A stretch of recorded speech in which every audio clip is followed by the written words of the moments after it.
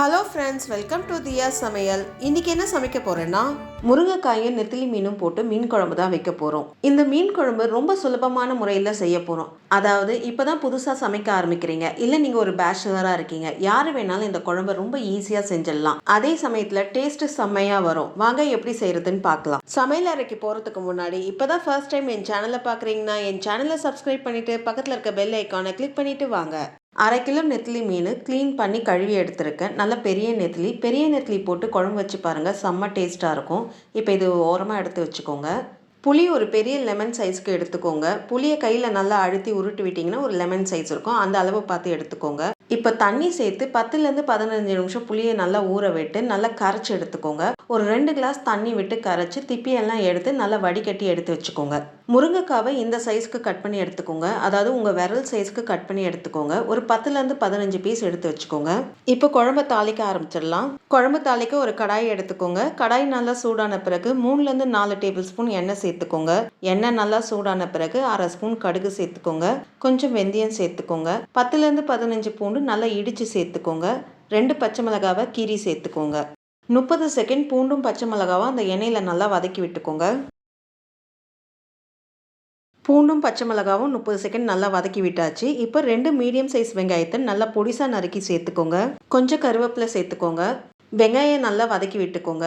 வெங்காயம் அந்த எண்ணெயில் நல்லா வதங்கி அதோடைய கலர் லைட்டாக சேஞ்ச் ஆகி வரும், அந்த அளவுக்கு வதக்கி விட்டுக்கணும். ஒரு 2லேருந்து 3 நிமிஷம் வதக்கி விட்டிங்கன்னா வெங்காயம் நல்லா வதங்கி வந்துடும். இந்த வீடியோவை பார்த்துட்டு இருக்கவங்க இந்த சேனலை சப்ஸ்கிரைப் பண்ணி உங்களுடைய சப்போர்ட் எனக்கு கொடுங்க. அது மட்டும் இல்லாமல் உங்களுடைய ஒப்பீனியன், சஜஷனை எனக்கு கமெண்ட் செக்ஷனில் போஸ்ட் பண்ணுங்கள். என்னுடைய இம்ப்ரூவ்மெண்ட்டுக்கு அது ரொம்ப யூஸ்ஃபுல்லாக இருக்கும். வெங்காயம் அந்த எண்ணெயில் நல்லா வதக்கி விட்டாச்சு. இப்போ இதில் 2 மீடியம் சைஸ் தக்காளியை நல்லா அரைச்சி சேர்த்துக்கோங்க. தக்காளி அரைச்சி சேர்க்கறனால குழம்பு நல்லா திக்காக வரும். அதே சமயத்தில் தக்காளி ஈஸியாக 1 நிமிஷத்தில் நல்லா வதக்கி விட்டுடலாம்.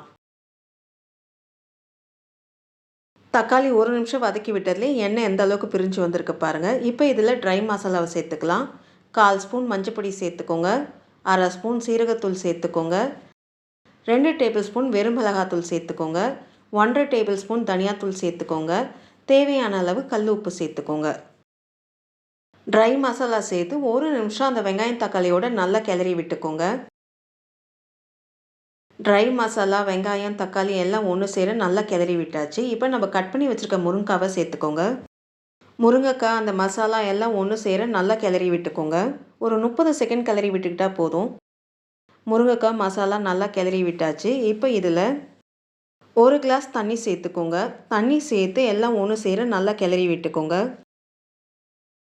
எல்லாம் ஒன்று சேர நல்லா கிளறி விட்டாச்சு. இப்போ அடுப்பை மீடியம் ஃப்ளேமில் வச்சுக்கோங்க. இப்போ இது நல்லா சலசலன்னு கொதிக்க ஆரம்பிக்கட்டும். சலசலன்னு கொதிக்க ஆரம்பிக்குது. இப்போ ஒரு கலரி விட்டுக்கோங்க. எல்லாம் ஒன்று சேர நல்லா கிளறி விட்டாச்சு. இப்போ நம்ம கரைச்சி எடுத்து வச்சுருக்க புளி தண்ணியை சேர்த்துக்கலாம். புளி தண்ணி சேர்த்து எல்லாம் ஒன்று சேர ஒரு கலரி விட்டுக்கோங்க. ஒரு கலரி விட்ட பிறகு இப்போ ஒரு கொதி வரட்டும். இது நல்லா கொதிக்க ஆரம்பிக்குது. இப்போ ஒரு கலரி விட்டுக்கோங்க. இந்த ஸ்டேஜில் நீங்கள் உப்போடைய டேஸ்ட்டெல்லாம் பார்த்துக்கோங்க. உப்போடைய டேஸ்ட்டு கம்மியாக இருந்தால் இந்த ஸ்டேஜில் நீங்கள் உப்பை சேர்த்து ஒரு கலரி விட்டு மூடி போட்டு ஒரு 5லேருந்து 7 நிமிஷம் மீடியம் ஃப்ளேமில் கொதிக்க விடுங்க.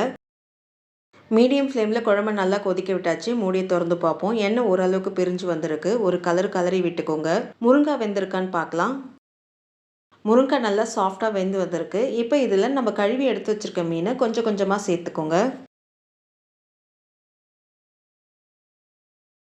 மீன் சேர்த்து எல்லாம் ஒன்று சேர ஒரு கலரி விட்டுக்கோங்க. மீன் சேர்த்து குழம்பு கொஞ்சம் பொறுமையாக கிளறி விட்டுக்கோங்க. ஏன்னா மீன் ரொம்ப சாஃப்டானது. ரொம்ப ஃபாஸ்ட்டாக கிளறி விட்டிங்கன்னா மீன் 1, 2 உடஞ்சிரும். அதனால் ரொம்ப பொறுமையாக கிளறி விட்டுக்கோங்க. எல்லாம் ஒன்று சேர நல்லா கிளறி விட்டாச்சு. இப்போ ஒரு கொதி வந்த பிறகு மூடி போட்டு லோ ஃப்ளேமில் 2 நிமிஷம் ஒன்று சேர கொதிக்க விடுங்க.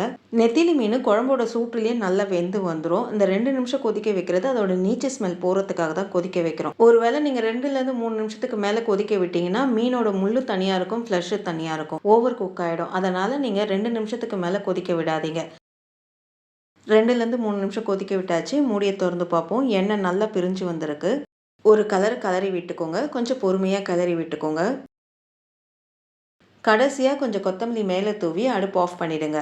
முருங்கைக்காய் நெத்திலி போட்டு நல்ல டேஸ்டான, வாய்க்கு ருசியாக ஒரு குழம்பு ரெடி ஆகிடுச்சு.